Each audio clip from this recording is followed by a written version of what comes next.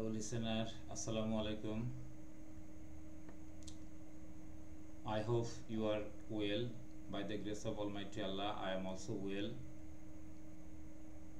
Welcome to my channel. In my first tutorial, I have described about tense, meaning of tense, classification of tense, and structure of present tense. Today, I will describe about past tense. At first, we have to know what is past tense. Past tense means something happened in previous time or in past time. We know that there are four kinds of past tense. There are past indefinite tense, past continuous tense, past perfect tense, and past perfect continuous tense. Now I will describe about past indefinite tense. Past indefinite tense means a job happened simply in past, such as I did the work, I went to office, the girl sang a song,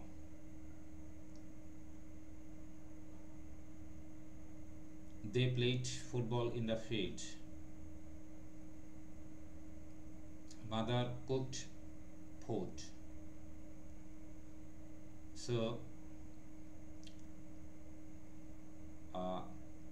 we have to know about the structure of past indefinite tense. Subject, past form of verb, and extension or object.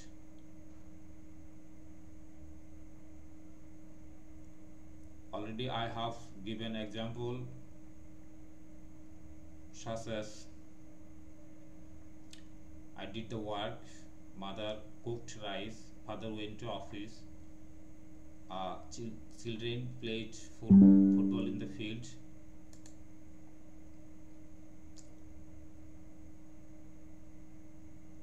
Numerous type of example I can say. Now I will describe about past continuous tense. What do we mean by past continuous tense? Past continuous tense means some jobs was going on in previous time,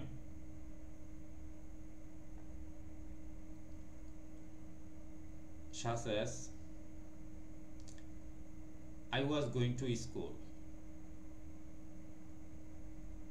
father was going to office, mother was cooking rice, they were playing football in the field. So structure of past continuous tense stand on subject, was or were, mool verb, principal verb plus ing plus object.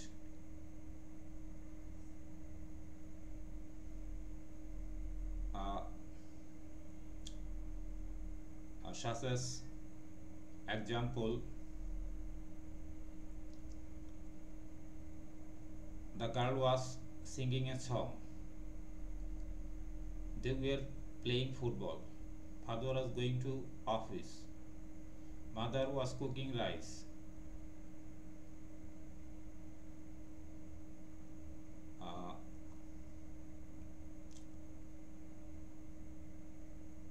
so various type of example we can say of past continuous tense. Now I will describe about past perfect tense. what is past perfect tense? In previous time or in ancient time, two jobs or two activities have happened.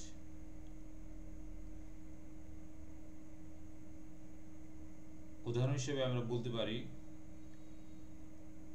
যেমন doctor আসিবার পূর্বে রোগী মারা গিয়েছিল বা doctor আসিবার পর রোগী মারা গিয়েছিল।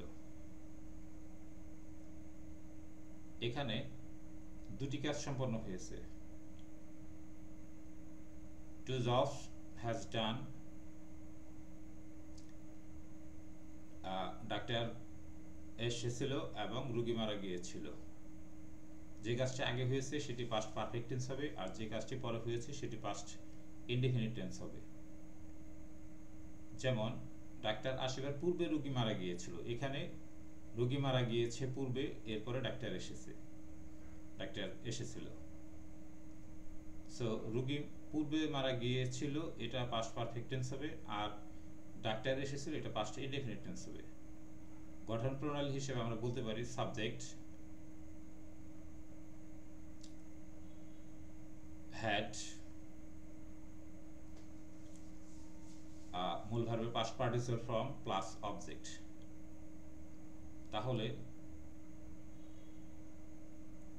আমরা বলেছি ডাক্তার আসিবার পূর্বে রোগী মারা গিয়েছিল, তাহলে the patient had died before the doctor came. এখানে the patient had died past perfect tense হয়েছে, আর রোগী মারা গিয়েছিল পাস্ট ইনডেফিনিট টেন্স হয়েছে। আবার যদি বলা হয় ডাক্তার আসিবার পর রোগী মারা গিয়েছিল, ডাক্তার আগে এসেছিল এরপরে রোগী মারা গিয়েছিল, তাহলে কি হয়?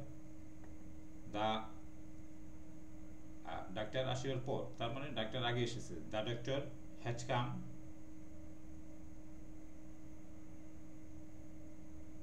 বিফোর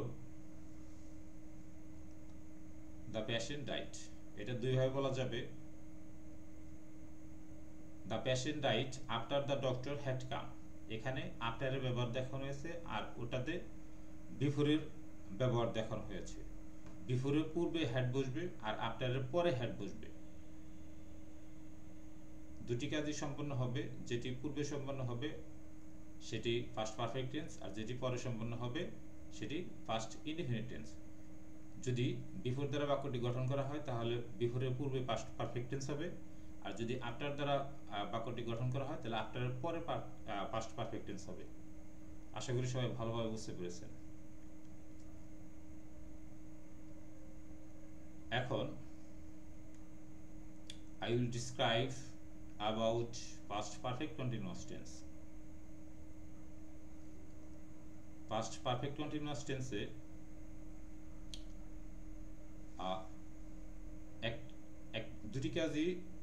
দুটি কাজের মধ্যে একটি কাজ কিছু সময় যাবত চলতেছিল, ওই মুহূর্তে আরেকটি কাজ ঘটেছিল। যেমন ছাত্ররা যখন মাঠে ফুটবল খেলতেছিল তখন ঘন্টা পড়ল। এরপরে মা যখন রান্না করিতেছিল তখন বাবা বাড়ি ফিরলেন। তাহলে আমরা গঠন প্রণালী হিসেবে বলতে পারি যে এখানে সাবজেক্ট হ্যাড বিন অথবা হ্যাজ বিন হবে, সাবজেক্ট হ্যাড বিন হবে, মূল ভার্বের শেষে আইএনজি যোগ হবে, সাথে অবজেক্ট হবে। তাহলে একটা উদাহরণ হিসেবে বলা যায় যে student we are playing in the field then the bell rang। এখানে যখন ছাত্ররা মাঠে ফুটবল খেলতেছিল এটি হয়েছে পাস্ট পারফেক্ট কন্টিনিউয়াস টেন্স, আর ঘন্টা পড়লো এটা পাস্ট ইনডেফিনিট টেন্স। এরূপ আরও অনেক উদাহরণ দেওয়া যায়।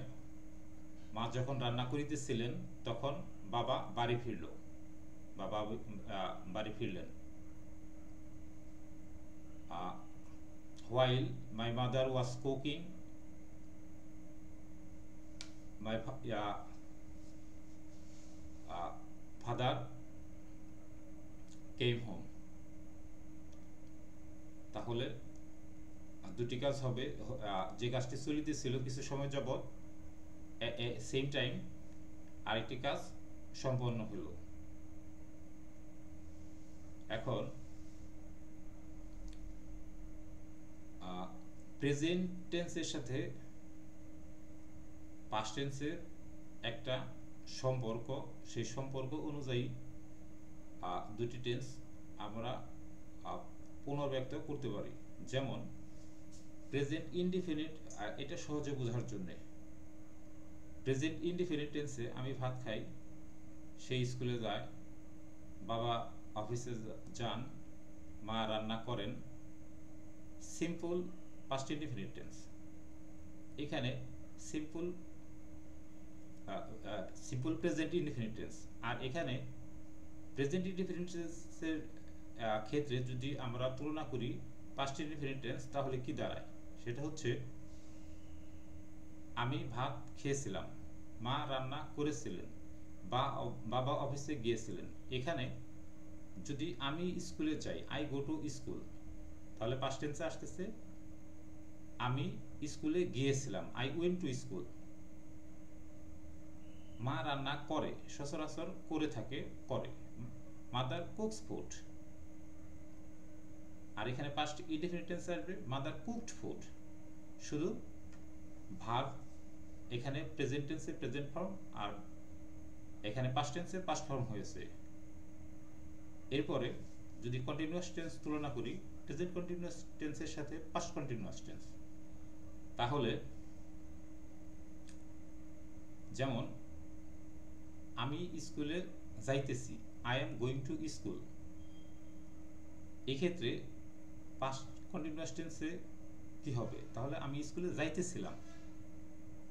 এখানে প্রেজেন্ট কন্টিনিউয়াস টেন্সে I am going to school, past continuous টেন্সে হলো I was going to school. শুধু এম ইজ আর এর জায়গায় ওয়াজ বা ওয়ের হয়েছে, বাকিটুক ঠিক থাকবে।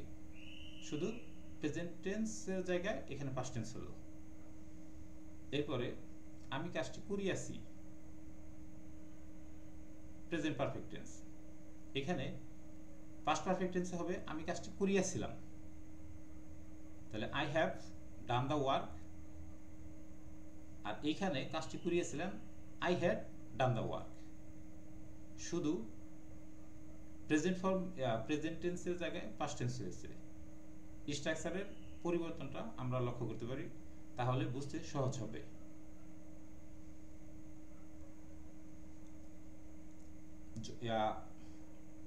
এভাবে ফিউচার কন্টিনিউয়াস টেন্সেও প্রেজেন্ট ইনডিফিনিটের সাথে পাস্ট ইনডিফিনিট সাথে ফিউচার ইনডিফিনিটের মিল রয়েছে।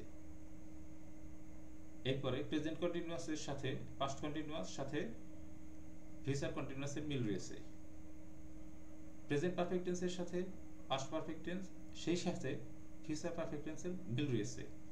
শুধু আমরা সহজভাবে বোঝার চেষ্টা করতে হবে। এখানে যেটা বর্তমানে হয় বা হয়ে থাকে সেটা প্রেজেন্ট টেন্স, যেটা হয়ে গিয়ে মানে হয়েছিল, ফল বিদ্যমান নেই, অতীতে হয়েছিল বা ঘটনা ঘটেছে, কাজটি অতীতে হয়েছে, সেটা পাস্ট টেন্সে যাবে। আর যে কাজটা শুরু হয়নি, সামনে শুরু হবে,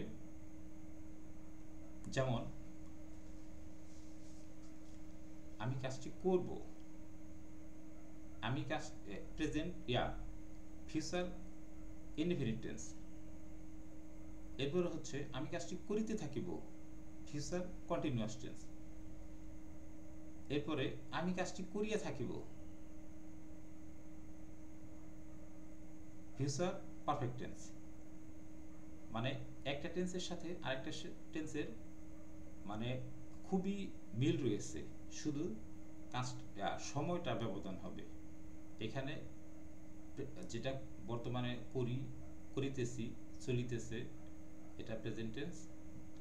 এরপরে যে কাজটা করেছিলাম, করিয়াছিলাম, করিতেছিলাম, সেটা পাস্ট টেন্স। আর যে কাজটা আমরা করব, আমরা করিতে থাকিব, আমরা করিয়া থাকিব, এটা ফিউচার টেন্সে আসবে, শুধু সময়ের ব্যবধান। আশা করি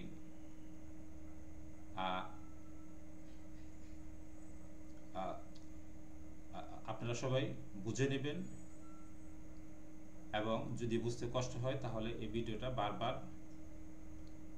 দেখার অনুরোধ জানানো হলো, যাতে আপনারা সহজে বুঝতে পারেন। ধন্যবাদ সবাইকে।